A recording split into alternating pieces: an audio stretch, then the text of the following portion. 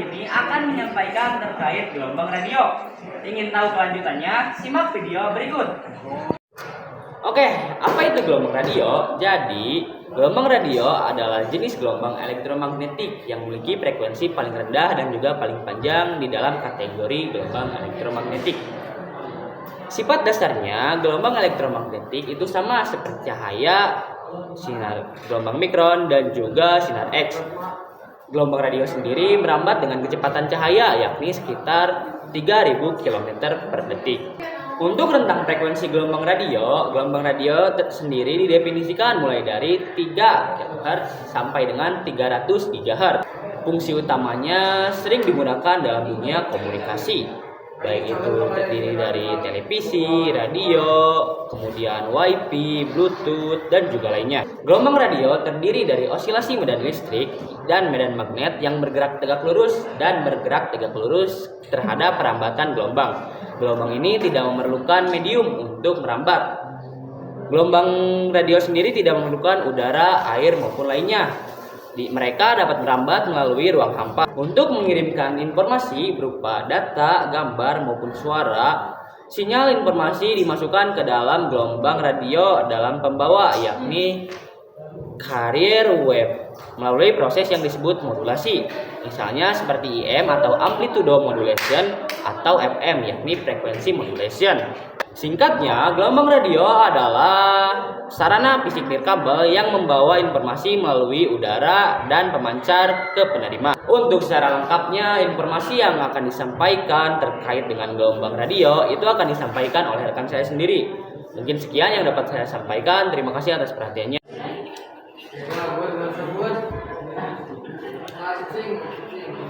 Frekuensi radio adalah jumlah getaran atau siklus gelombang radio per detik yang diukur dalam satuan Hertz. Frekuensi radio menentukan seberapa cepat gelombang radio bergetar dan digunakan untuk mengirimkan informasi melalui udara.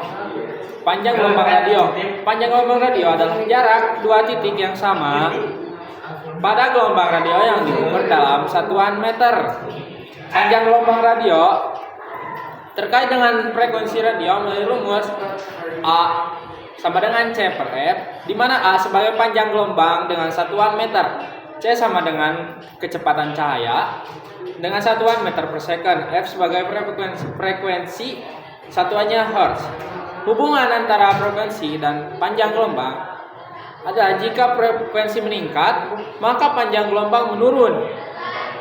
Jika frekuensi menurun, maka panjang gelombang meningkat.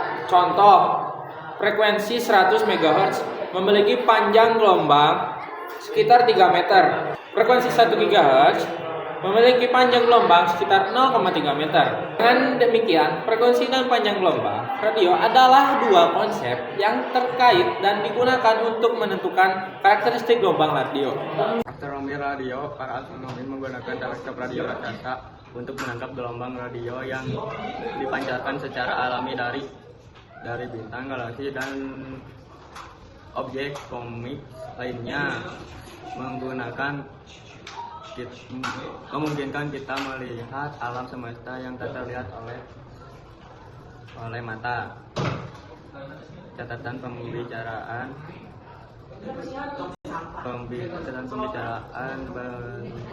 pentingnya dari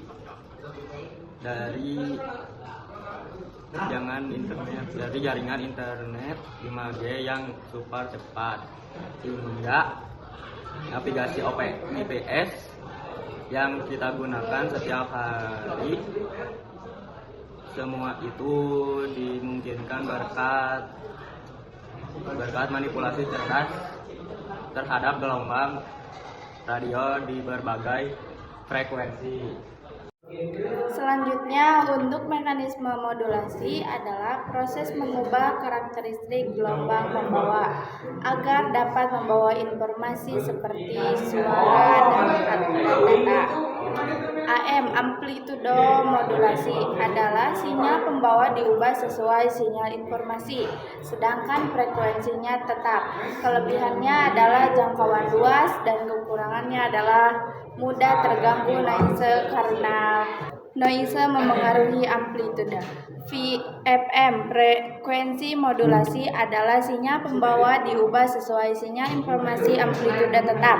Kelebihannya kualitas secara lebih jernih dan tahan gangguan. Dan kekurangannya adalah butuh bandwidth besar dan jangkauan lebih pendek. PM terdengar lebih jernih karena informasi dibawa oleh frekuensi bukan amplitude, sehingga noise tidak banyak berpengaruh.